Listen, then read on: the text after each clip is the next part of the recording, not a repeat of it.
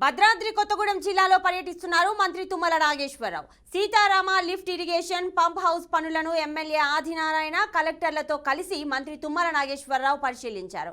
Pump house వద్ద జరుగుతున్న పనులపై అధికారులు పవర్ పాయింట్ ప్రెజెంటేషన్ చేశారు. నత్తనడకన ఉన్న ఇరిగేషన్ పనులపై మంత్రి అసంతృప్తి వ్యక్తం చేశారు. వచ్చే సీజన్ కి రైతాంగానికి నీరు అందివ్వాలని అధికారులను ఆదేశించారు తుమ్మల.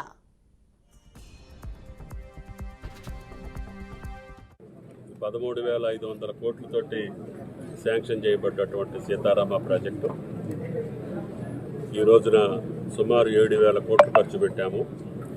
3 పంప్ హౌస్లు పూర్తిగా పూర్తయినాయి. 4వ పంప్ హౌస్ కూడా ఈ సీజన్లో పూర్తిగా వస్తుంది.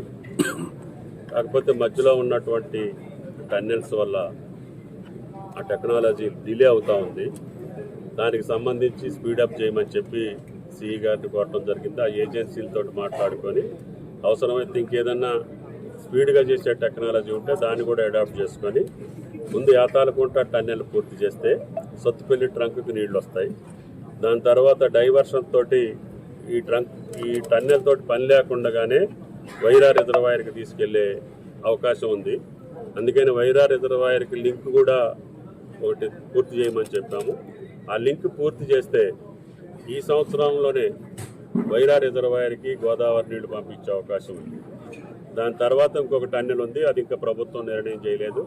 రేపు మంత్రి గారితో ఉన్నతాధికారులతో కూర్చొని ఆ టన్నెల్ కూడా పూర్తి అయితేనే పాలేరు రిజర్వాయర్కి నీళ్లు వెళ్తాయి.